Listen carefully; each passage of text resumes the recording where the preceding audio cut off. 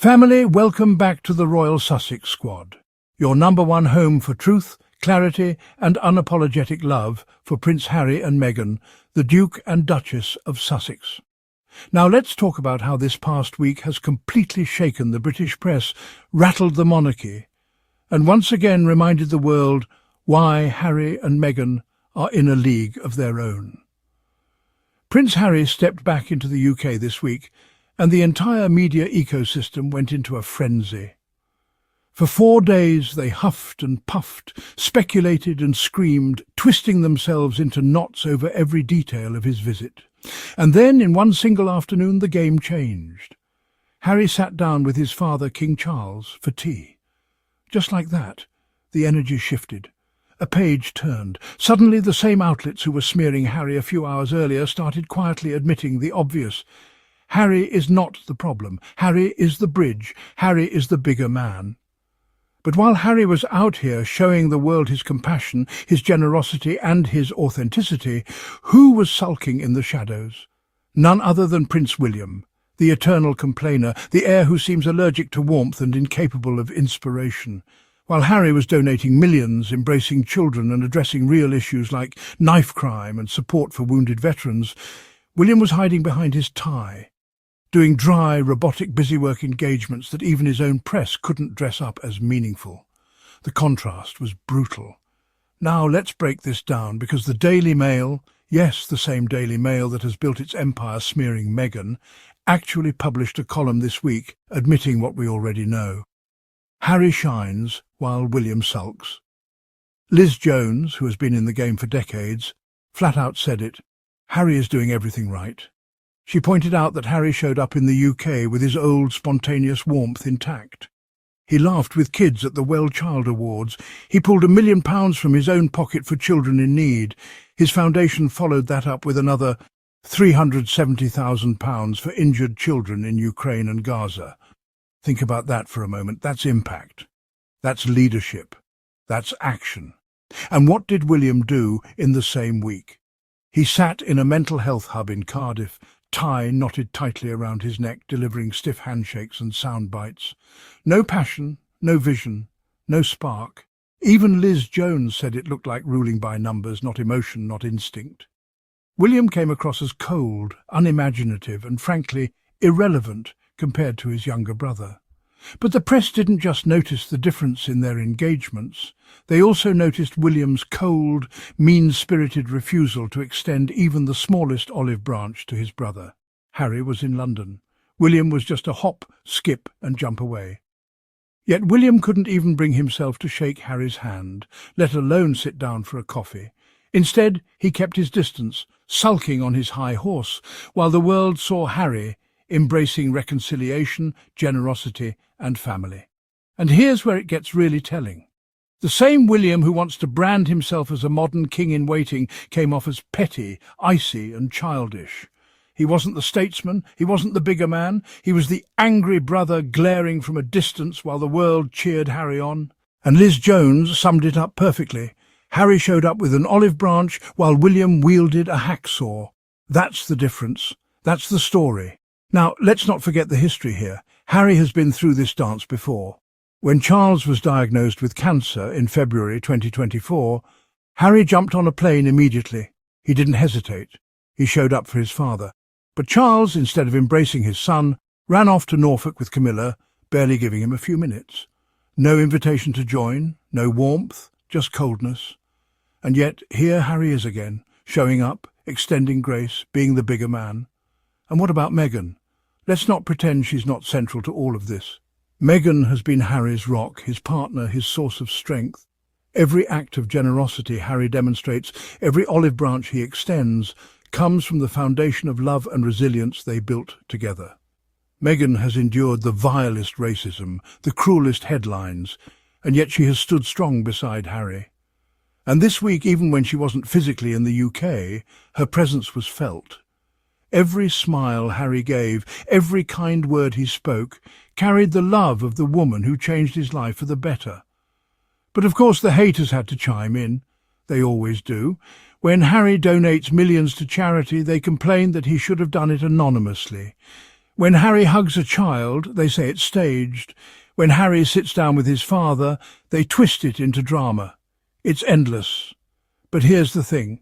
The more they attack, the more obvious it becomes that they are threatened. They know Harry and Meghan embody everything the monarchy wishes it could be, but isn't. Authentic, modern, global, and beloved. And let's talk about the firm itself, because Liz Jones didn't hold back. She said it loud and clear. The firm lacks imagination and awareness. That's not just shade, that's the truth. While Harry is tackling knife crime in Nottingham, bringing hope to communities scarred by tragedy, the rest of the royals are stuck in their stale traditions, clinking teacups at garden parties and thinking that's enough. It's not enough. It hasn't been enough for decades. And the contrast this week has never been clearer. Now, I know what some people are thinking. What about reconciliation? What about healing the rift? Let me be clear. Harry has done his part. He's extended the olive branches. He's shown grace and generosity time and time again. If this family remains cold, distant and hostile, that's on them, not Harry. And history will remember who tried to heal and who clung to pettiness. But what really struck me this week was the way ordinary people reacted to Harry. The crowds weren't cheering for William's tie. They weren't applauding Charles's silence. They were thrilled to see Harry. They were excited to hear his voice, to feel his energy, because Harry connects with people in a way the others simply cannot. And that's the difference between being born into privilege and actually using your platform for good. So let's call this what it is. Harry's visit was a triumph.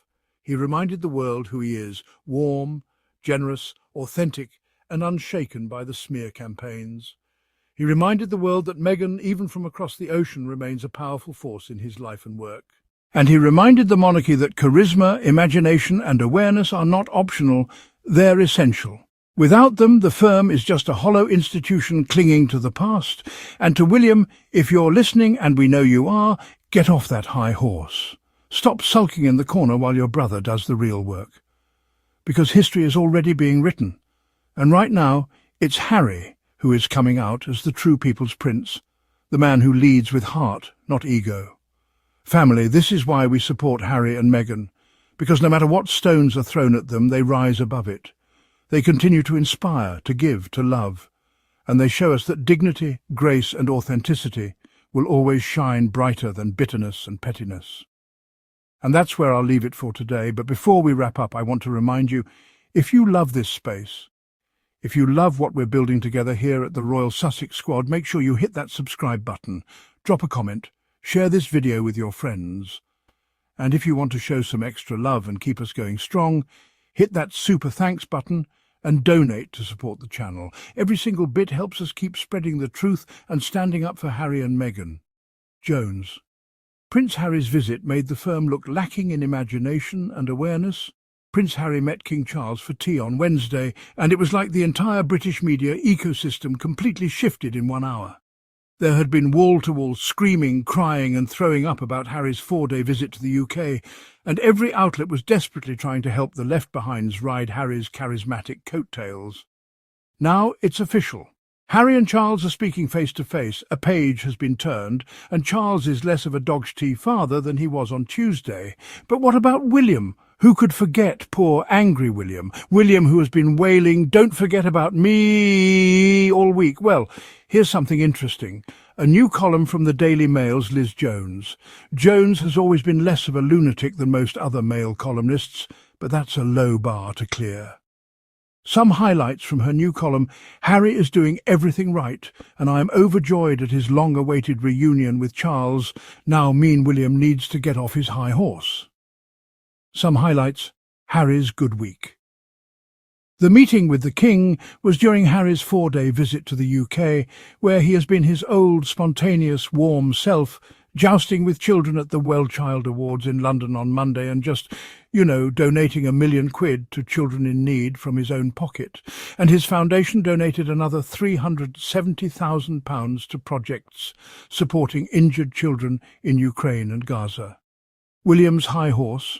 All of that, a visit sprinkled with stardust, up against the reports that William, who was a hop, skip and a jump away from his younger brother, did not offer a handshake from his high horse.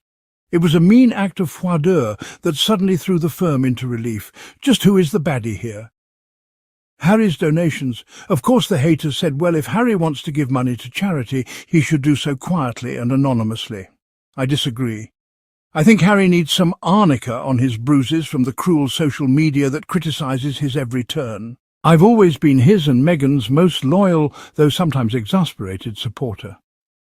The Duke and Duchess of Sussex are flawed, yes, but aren't we all? Harry arrives with a great big olive branch and is confronted at an icy distance by the bald and bearded one brandishing a great big hacksaw. Harry's visit in February 2024. It has been a year and a half since Harry's transatlantic dash to see his father after hearing of the cancer diagnosis in February 2024. The King's snub. He flew to Norfolk with Camilla almost immediately, not even offering a "Do you want to tag along?" Made him seem ungenerous, to say the least. I would say mean. I imagine Harry felt confused and conflicted. He didn't choose to be born into this life, constantly scrutinised, his wife pilloried to a degree that would drive most of us to the unthinkable. Harry's substantive events compared to William's dry busywork. This visit from Harry has suddenly put the official royal duties into sharp relief. Harry is delving into his own pocket. He's championing causes that mean something that are not twee, but gritty. Visiting Nottingham, the scene of so much heartbreak after the brutal murders of Grace O'Malley Kumar, Barnaby Webber and Ian Coates in 2023, to talk about knife crime on Tuesday held far more gravitas and relevance than eating scones with the WI. The firm lacks imagination and awareness. Compare Harry Tyler's open shirt at the Blast Injuries Studies visit Wednesday. Harry's banter is spontaneous, priceless. Here's a good-looking man, with William at a new mental health hub in Cardiff this afternoon, buttoned up with his tie duly knotted. This is ruling by numbers, not emotion and instinct. Harry is the bigger person. Harry comes across as being the bigger person. If the visit doesn't go well with Charles, will it be the King who looks small? From the Daily Mail. Harry arrives with a great big olive branch and is confronted at an icy distance by the bald and bearded one brandishing a great big hacksaw. Elmao. And this, the firm lacks imagination and awareness. Very true. The side-by-side comparison between Harry and William's events this week is brutal for William. There's not an emotional support poll big enough to deny what everyone has seen this week, that people were genuinely thrilled to see Harry, and that William is too dull and unimaginative to even inspire his most loyal base, the royal reporters, to cover his busywork events. As for William needing to get off his high horse or whatever, I've assumed for years now that Harry contacts William's office ahead of or during visits as a mere courtesy. Like, "Hey, I'm going to be in town, heads up." And William thrashes around, rage shrieking that he will never ever meet Harry. It's less of a high horse and more like William childishly insisting that Harry is desperate to see him and William is brutally rejecting his brother.